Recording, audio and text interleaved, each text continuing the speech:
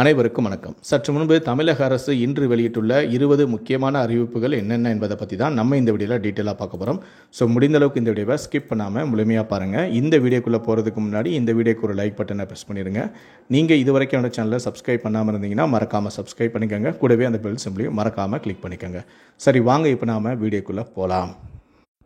முதல் அறிவிப்பு: கலைஞர் மகளிர் உரிமை தொகைக்கு கூடுதலாக 3 தளர்வுகளை அறிவித்தது தமிழக அரசு.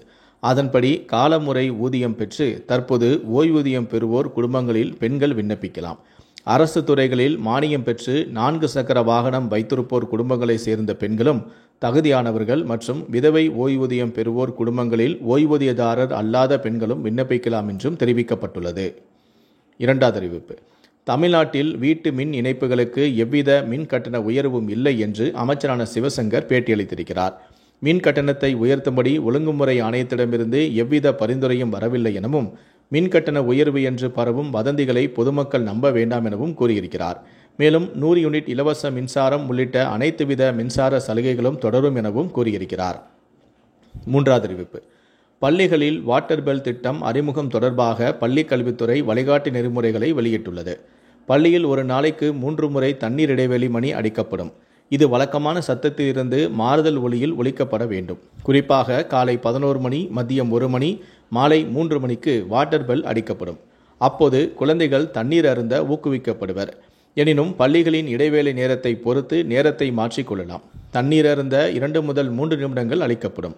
இதற்காக வகுப்புகளுக்கு வெளியே மாணவர்கள் செல்லக்கூடாது. பள்ளிகளுக்கு மாணவர்கள் வாட்டர் பாட்டிலை கட்டாயம் கொண்டு வரவும் வேண்டும். நான்காவது அறிவிப்பு: சென்னையில் முதல் கட்டமாக 120 மின்சார பேருந்துகளின் சேவையை இன்று ஜூன் 30 முதலமைச்சர் மு.க.ஸ்டாலின் தொடங்கி வைக்கிறார். நடப்பாண்டு இறுதிக்குள் சென்னை முழுவதும் 625 மினி பேருந்துகள் இயக்க வகையில் போக்குவரத்து துறை நடவடிக்கையும் எடுத்துள்ளது. முன்னெடுக்கப்பட்டு வருவதாகவும் கூறுகிறது. இதனைத் தொடர்ந்து சுற்றுச்சூழலுக்கு கேடு ஏற்படுத்தாத வகையில் நவீன வசதிகளுடன் மின்சார பேருந்துகள் வடிவமைக்கப்பட்டுள்ளதாகவும் கூறியுள்ளது. ஐந்தாவது அறிவிப்பு: பொறியியல் டிப்ளமோ படிப்புக்கான சிறப்பு துணைத் தேர்வுக்கு விண்ணப்பிப்பதற்கான இணையதளத்தில் ஹால் டிக்கெட் பதிவேற்றம் செய்யப்பட்டிருப்பதாக தொழில்நுட்ப கல்வித்துறை அறிவித்துள்ளது. கடந்த ஏப்ரல் மாதம் நடந்த பொறியியல் டிப்ளமோ இறுதி செமஸ்டர் தேர்வு மற்றும் துணைத் தேர்வு எழுதி அரியர் வைத்துள்ள மாணவர்களுக்கான சிறப்பு துணைத் தேர்வானது ஜூன் 30 முதல் ஜூலை 16 வரையும், செய்முறை தேர்வானது ஜூலை 17 முதல் 25 வரையும் அடுத்தடுத்து நடைபெறவும் உள்ளது. ஏற்கனவே அறிவிக்கப்பட்டபடி சிறப்பு துணைத் தேர்வின் முடிவுகளானது ஜூலை 30 வெளியிடப்படும். ஆறாவது அறிவிப்பு: 4 வரை தமிழகத்தில் ஓரிரு இடங்களில் லேசான முதல் மிதமான மழை பெய்யக்கூடும். தமிழகத்தில் 2 நாட்களுக்கு அதிகபட்ச வெப்பநிலையில் பெரிய மாற்றத்திற்கான வாய்ப்பு குறைவு. எனினும் ஓரிரு இடங்களில் சற்று உயரக்கூடும் எனவும் சென்னை வானிலை ஆய்வு மையம் தெரிவித்துள்ளது. ஏழாவது அறிவிப்பு: பரந்தூர் விமான நிலைய திட்டத்தில் கையகப்படுத்த திட்டமிடப்பட்டுள்ள நிலங்களுக்கான விலை நிர்ணயம் செய்து தமிழ்நாடு அரசு அரசாணையை வெளியிட்டுள்ளது. 3331 ஏக்கர் பரப்பிலான நிலங்களுக்கு ஏக்கருக்கு 35 லட்சம் முதல் அதிகபட்சமாக 2.5 கோடி ரூபாய் வரை விலையும் நிர்ணயம் செய்யப்பட்டுள்ளது. இந்த விலையின்படி கையகப்படுத்தப்பட உள்ள நிலத்தின் அளவை பொறுத்து இழப்பீடு நிர்ணயம் செய்யப்படும். எட்டாவது அறிவிப்பு: வேளச்சேரியிலிருந்து பரங்கிமலைக்கு பறக்கும் ரயில் சேவை நவம்பரில் துவங்கும் என அமைச்சரான அன்பரசன் உறுதியளித்திருக்கிறார். மேலும் ஆதம்பாக்கம், திருவள்ளூர் நகர் சாலை, ஆலந்தூர் MKN சாலை இந்த ஆக்கிரமிப்புகளை உடனடியாக அகற்றவும் உத்தரவிட்டிருக்கிறார். ஒன்பதாவது அறிவிப்பு: MCAT திட்டத்தின் கீழ் விவசாயிகளுக்கு பயன்படுத்தும் நீருக்கான கட்டணம் விதிக்கப்படாது என ஒன்றிய அரசு தற்போது விளக்கம் அளித்துள்ளது. 10வது அறிவிப்பு: உள்ளாட்சி அமைப்புகளில் மாற்றுத்திறனாளிகள் உறுப்பினராவதற்கான விண்ணப்பமானது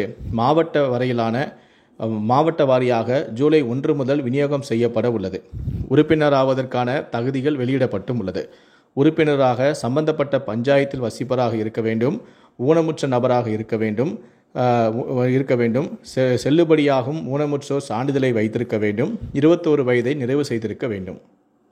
11வது அறிவிப்பு: நான் முதல்வன் திட்டம் ஊக்கத்தொகை பெற மதிப்பீடு தேர்வுக்கு ஜூலை 7 விண்ணப்பிக்கலாம் என தமிழக அரசு அறிவிப்பொன்றை வெளியிட்டுள்ளது.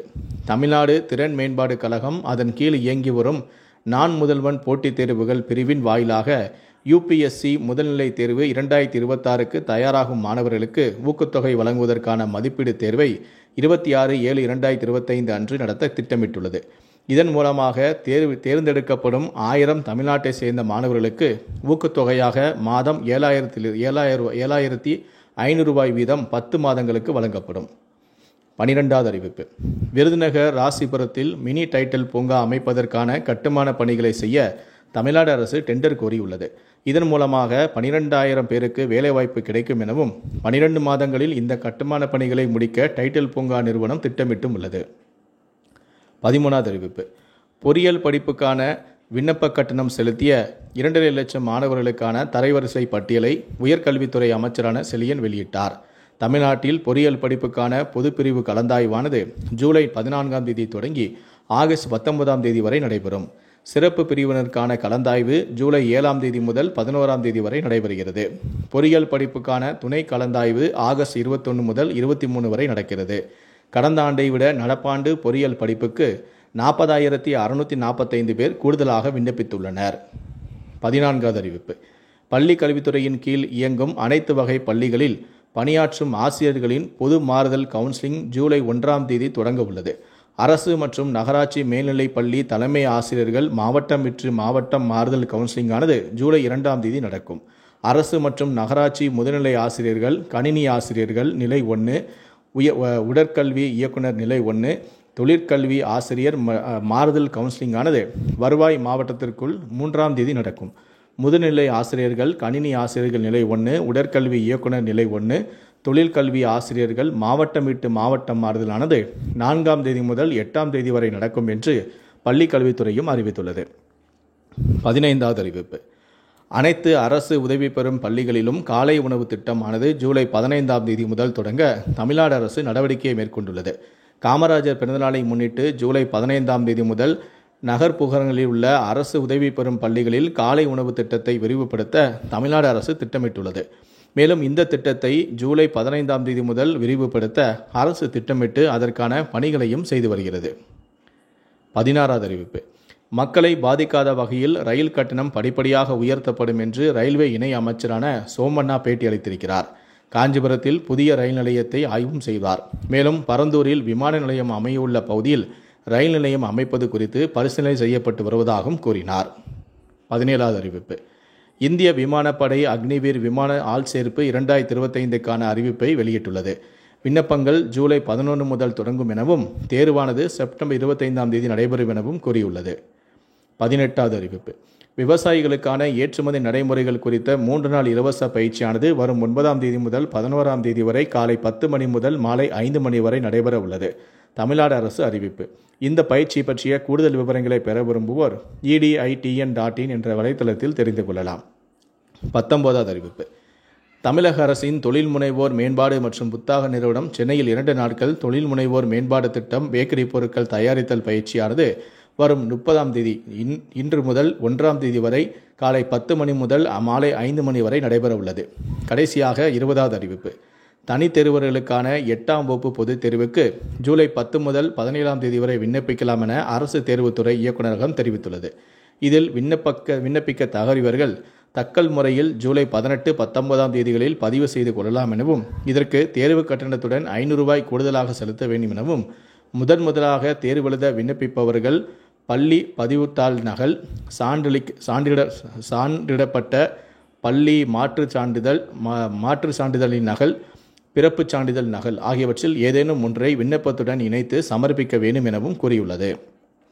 இந்த 20 அறிவிப்புகளை பற்றிய உங்களுடைய கருத்துக்கள் என்ன அப்படிங்கிறத கீழே இருக்கக்கூடிய கமெண்ட் செக்ஷனில் மறக்காமல் சொல்லுங்கள். முடிந்தளவுக்கு இந்த வீடியோவை மற்றவங்களுக்கும் ஷேர் பண்ணுங்கள். மேலும் இது போன்ற பல வீடியோக்களை பார்க்கணும் அப்படின்னு நினச்சிங்கன்னா மறக்காமல் நினச்சி சப்ஸ்கிரைப் பண்ணுங்கள். கூடவே அந்த பெல் சிம்லையும் மறக்காமல் கிளிக் பண்ணுங்கள். நன்றி, வணக்கம்.